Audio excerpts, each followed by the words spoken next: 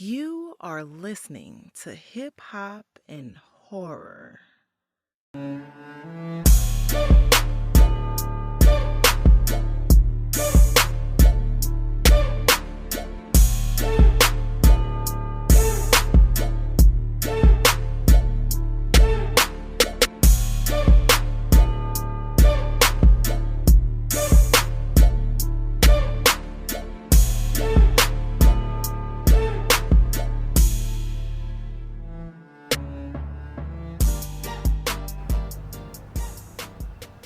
Outside, parking lot, day. Welcome to Hip Hop and Horror. I'm your host, J. Root. Today's story is about Earl, a parking lot attendant that finds a mysterious box that proves to be all he needed in life. But like the saying goes, a fool and his resources soon will be separated. All the ducks out here pay attention. I call this one the Manifestation Device. Pay at the kiosk. Thank you. Earl stares over into the Mississippi River as he walks closer to the railing. In the corner of his eye, he catches a glistening object. It speaks something telepathically to Earl's consciousness. Earl walks up to it and picks it up. He is instantly fascinated with the intricate artwork carved into the box.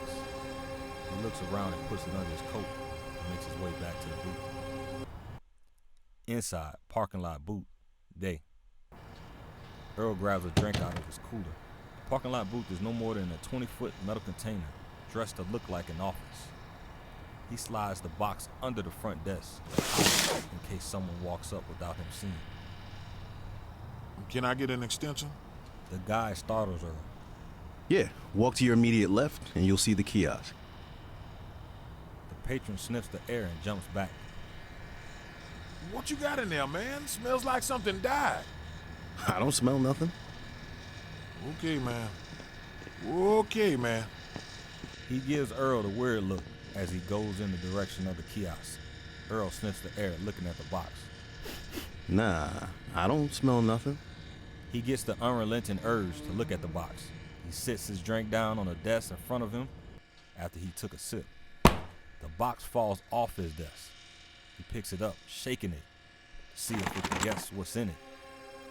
The inscription on the side reads, Be careful. What you manifest can erase your existence. He turns the box to his side and reveals a depiction of a 2D man putting a gun to his head. Above this pic is 3 fingers. He turns the box clockwise, and the pic is the same, except there are 2 fingers. The next side the same, but 1 finger. The last is a pic with X's over the eyes of the 2D man figure as the box releases its lock, revealing a 4-shot revolver. It looks to be smeared in red clay. What in the hell is this shit? He shakes his head as he picks the revolver up out of the box. He tries to release the revolving chamber, but it's locked solid, but it still revolves. He looks down into the chamber. The bullet casings are empty, but still in the chamber. A 4-shot revolver. I wonder what this shit was used for. He looks into the box, etched into the inside of the belly. He reads aloud. 3 manifestations. Step 1. Make your manifest clear and concise. Count up from 1 to 9 and back down. State your manifestation 3 times. Count again. Step 2. Put the revolver to your head and pull the trigger. Step 3. I will find you in your time of need. The hell does that mean? This is some wild shit. Earl put the revolver back in the box. He drinks his drink while staring. The door behind him springs open. Deborah, a slim, dark-skinned black female, about Earl's height. She comes in and throws her stuff in the desk space beside his. Earl is very interested in Deborah, but she ain't checking for him. She ain't a gold digger, but for sure she ain't fucking with the men that earn the same she earned. Earl is no more than a work husband. Ain't that a trip? Hey Earl, what we got going on today? I almost overslept. Nothing much. Had to point out a few people to the kiosk as usual. Nothing I can't handle. Your shift is almost over. What are you gonna do with your day? Get some food and chill out. With the food? She laughs at the inside joke amongst the staff. Deborah smirks as she pokes fun of Earl. Chill out, chill out. You coming through? She looks at Earl like he's a joke. You know we work together. But what you having to eat? I got some cued chicken, some dirty rice, and some of that nice red Merlot. Don't sell me no wolf tickets, though. You coming? When I get off, I'ma hit you up. You know I got love for you, E. You my work husband. Earl cringes at the thought of being just a clown-ass work husband. Deborah smiles and playfully punches Earl in the arm. She knows I'm not trying to be no work husband. Earl stands up and looks under the desk at the box sitting there. It keeps his attention for the moment before someone comes up to the shack. Nah, you'll have to call a tow truck, baby. If you look at the middle page on the outside of the shack, you can see the numbers for a tow truck. The parking lot patron sidesteps and looks at the numbers before calling. I found this box in the parking lot earlier. Earl takes the box from under the desk and places it on top of the desk. Deborah examines the box. This worth something. Go see what you can get for it. See what I can get for it, huh? Earl blows Deborah off. I don't even know what it is.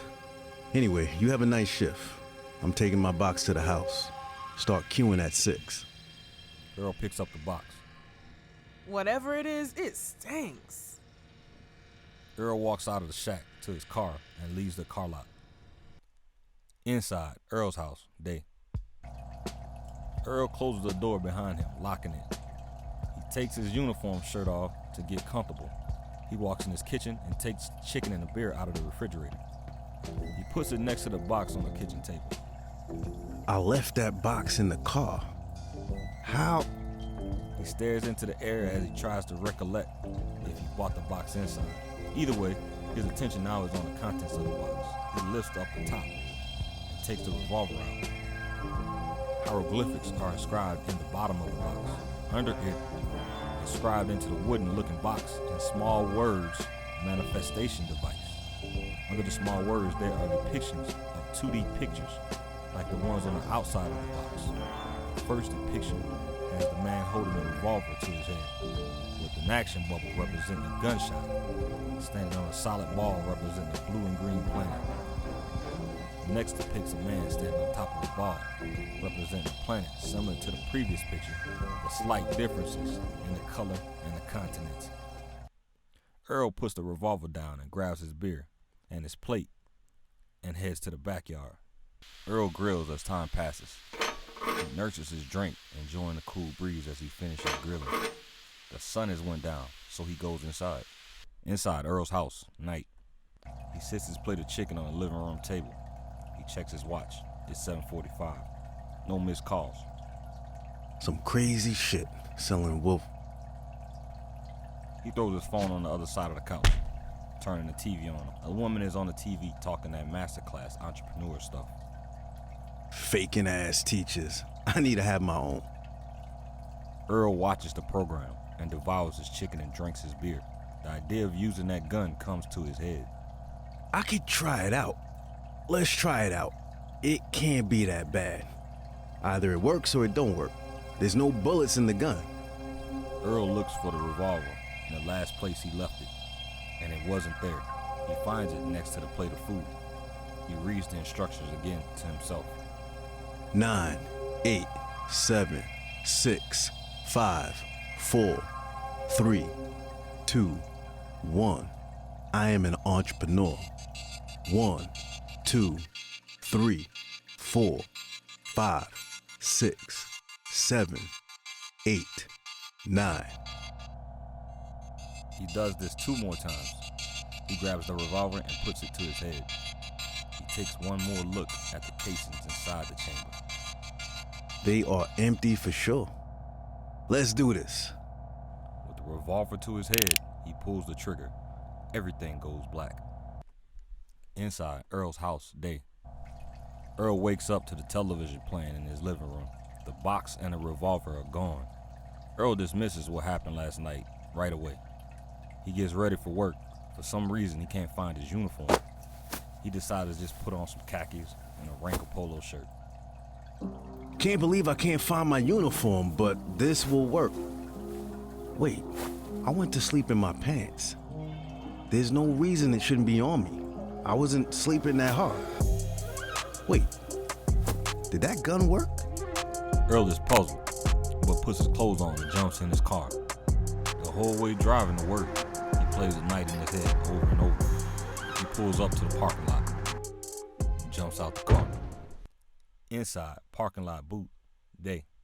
Earl walks into the booth, and the woman who is sitting at the desk isn't familiar. Who are you? The woman turns around and looks at Earl. She takes a long pause. With the jokes today, huh, Mr. Earl? Joking. Yeah, you come to check us out every day. Today you don't even know who I am. Earl might be a believer, for sure. No Paula works here, but Earl plays along. My employee is right. I'm out of my mind, it seems, this morning. How's everything going this morning? Just a regular day. The usual everyday thing. Seems like people just can't find the kiosk and we need to direct them. Deborah was late again yesterday. You asked me to bring it up to you today? Well, let's talk to her today. She should be in 10 minutes. Like clockwork, she walks inside the parking lot booth. Good morning, Paula and Mr. Earl. I'm early today. Good morning, Deborah. Earl thinks immediately she isn't herself. She's cold towards him, but he doesn't know why. Glad you're here early today. Mr. Earl and I were talking about your tardiness this week. I've been having some issues with my family, personal issues. We understand. Is it something we can do to help you? Maybe a new shift or some time to deal with your issues? We can switch your shift with Donovan. You know he is looking to get days and afternoons. Nah, I'm good. Just having some family issues. Earl turns towards Deborah. Step outside with me for a minute. Outside parking lot booth, day. You sure you're good? When did we start being cool, Earl? Damn, it's like that? I can't remember when we wasn't cool. Having amnesia today, Earl? So you don't remember cutting me out of the deal to be a partner with you for this company? I'm sure it had to do something with you trying to fuck me, which is petty. But it's all good, Earl. Or Mr. Earl. Yeah, I'm having one of them days. I did all that, huh? Act like you know. She walks off back into the booth. Earl is left standing there. This has got to be some kind of altered world. Wait, You remember what was on the inscription, Manifestation Device. I am an entrepreneur. man, shit. But this is some other world type shit. This isn't the Deborah I know, and shit has flip-flopped. Earl wakes up from his daydream contemplation. He walks in the parking lot booth. Inside, parking lot booth, day. Paula and Deborah are sitting in the booth. Someone has cut the TV. It's not playing in the background. Paula, I'll be back later today. Is there anything popping today that needs me to be here? No, Mr. Earl. It's a regular day. Nothing out of the ordinary. Okay, I'll catch you later today. Earl exits the parking lot booth. Deborah gives him a dirty look, like he just spit on her. Inside Earl's car, day. Earl pulls out of his parking lot and heads back home. Thinking to himself how awkward of a situation. Now that I'm an entrepreneur and I got my own shit, the one I've been trying to get hates my motherfucking guts. What a twist, right? Earl pulls up to his house. He picks up a package sitting on the porch and walks inside. Inside Earl's house, day. Earl sits the box on his table. He falls onto his couch and relaxes, almost falling to sleep. He wakes up and grabs a beer. Damn, it's the middle of the day and I'm day drinking. I need to get off this bullshit. He puts the beer on the countertop and walks away. Then his eyes are set on the box that's unopened. No return address. What the hell is this? Already looking like some bomb shit. Let me be careful.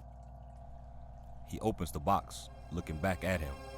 It's the box he didn't expect to see. Man, Nothing could make it make sense. The manifestation device sits in the box he didn't send or see how it got out of his sight. Nonetheless, wow. I guess it's number 2. Earl takes the gun out of the box, and he gets right to it. 9, 8, 7, 6, 5, 4, 3, 2, 1. She is in love with me.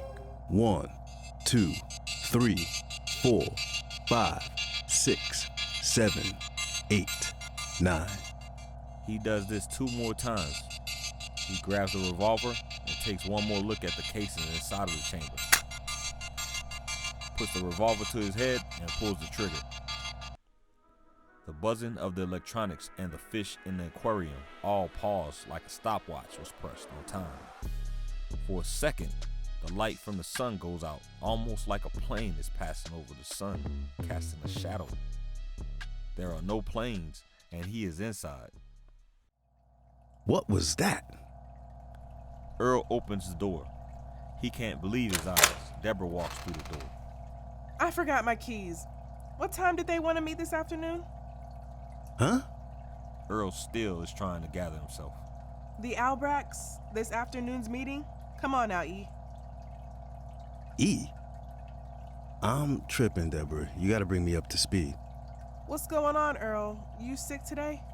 Yeah, you can say I lost my mind today and I have a clean slate.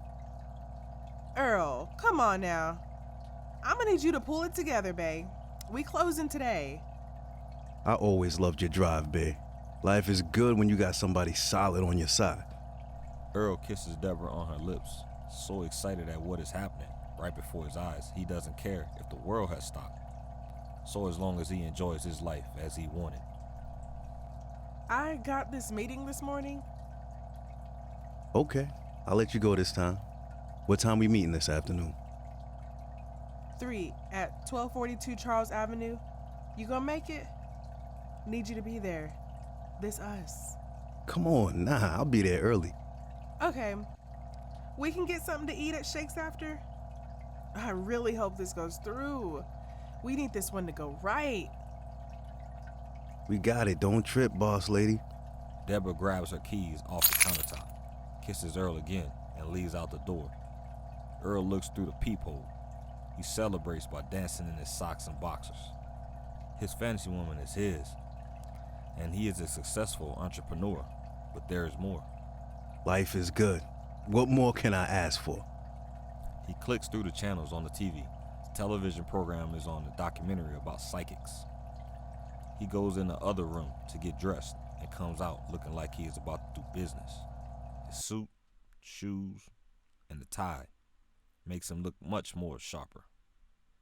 I'm gonna show up early and try to soak up what's going on. I'm clueless. What day is it? Shit. Inside, Earl's car, Day. Earl walks out the door and jumps in his car. He notices a car he doesn't remember being parked there. He pays it no mind, because he knows things aren't right after making that manifestation. He drives off, making it right. As he gets some distance, the suspicious car starts to head off in the direction he is heading. Earl keeps an eye on the car. He takes his exit, and the car follows. It's definitely following him. No mistake about that. Earl quickly makes a turn into the parking lot and finds a parking space. The suspicious car pulls up into the parking lot. The man gets out of the car. He's dressed in a dark gray hoodie, pulled tight to cover his face, with dark gray sweats and gloves. He walks up to Earl's car, and he's nowhere to be found. The man jumps back in the car. He follows Earl in. He takes off out of the parking lot. Hey, Earl what's emerges all the from hubbub? behind the car, out of sight of the would-be criminal. Oh, man. He takes his cell phone out and calls Deborah. Inside, phone call between Earl and Deborah. Day. Hey, how's your day going? You're not gonna believe this. Some guy was following me. When I stopped in a parking lot, he got out with a gun looking for me. Where are you at? I'm getting out of here before whoever that was shows back up. What the hell is going on? People trying to kill me now? Did you call the police? What good are they gonna do? No, I'm good on the police. They could come back. I mean, what will you do then? I'll be good. Okay, you can figure everything out and I'll handle the meeting. Okay, I'll call you. No, call me after you get out. Okay, babe. Earl hangs the phone up. Inside, Earl's car, day. What the fuck was that about? Might have to get a pistol. That shotgun don't work for concealment. Earl pulls back up to his house, gets out of his car, and goes inside. Inside Earl's house, day. The manifestation device is on the table once again. Earl grabs it and sits there staring at it, maybe thinking, maybe this is the last attempt to get whatever he wants. 9, 8, 7, 6, 5, 4, 3, 2, 1. Know all, see all. 1, 2, 3, 4, 5, 6, 7, 8, 9. Inside Earl's house, day. Earl wakes up in his bedroom, still phased from sleeping. Deborah walks in and sits on the bed next to him. So tell me about what happened today. You feel okay? Somebody was parked in front of the house, and they followed me off the highway. Earl hears a voice. Hey, he was following you because she tried to get you killed. He notices Deborah didn't hear it. You okay? Did you hear me, fool? He closes his eyes to somehow make sense out of what he was just hearing. Earl jumps almost out of the bed. What happened? He slides off the side of the bed and stands up with a look of impending fear. You okay? Earl looks back at her with a look on his face. Yeah, you saw that shit? That bitch ain't shit. She tried to have you killed. Yeah, I'm okay. She'll do it again. Wait for it. It's the evil bending into this dimension. Inside Earl's living room, night. Earl walks into the living room. Deborah walks into the kitchen and grabs a box of pizza off the counter. I can hear you. She tried to kill me? You ain't surprised. You know she is all about the money. You are I got a pizza. Man, shit. You gonna need more than that. Fake ass snake. Okay, let's eat. Deborah puts the box on the table in front of the couch they are sitting at. She is going to try this shit again. Her and her flunky will try to make it look like it was a home invasion. Get that shotgun out the closet and be ready. Tonight? Yeah, tonight, 9:52. Get up when I tell you. Since you don't want to talk about what happened, hope I can find something to take your mind off what happened. I know something is on. Earl wonders if the voice he heard was telling him the truth. Or has he really blown his brains out? And this is the result of all whacked out world, where you can't tell what's really going on. Deborah eats a slice of pizza and settles into the movie she picked. She eats the pizza slice slowly. As time passes and the movie ends, the same car that was following him parks outside in front of Earl's house and shuts its lights off. Get that shotgun. Go to the bedroom. Earl jumps up and looks out the window, sees the man sitting in the car with the lights off. Who is this? Deborah puts a shotgun to Earl's head and blows the top of his head off. Earl slumps over the window. The man gets out of the car and walks inside. Man, you knocked his fucking head off. The man is grinning from ear to ear. He has something tucked under his arm. He drops his package on the kitchen table. We can make our future with this. Make it. He unravels the paper around the package. The manifestation device is sitting there, waiting. It's almost like this box found me. Look at all the designs on this bitch. Manifestation device, Oh, I just had deja vu. Inside Earl's house, night. Behind the scene that took place, Jay Rubin stands. Deja vu. Reminds me of what DMX said. Always trust everyone to be themselves, but trust in the fact you can see them well. The question is also, if he could see her, would the outcome be different? As for the box, I'm sure it will be the owner's demise. Oh, and RIP to the late great DMX. Please like and share. Until next story, this is Jay Rubin signing out, Hip Hop and Horror.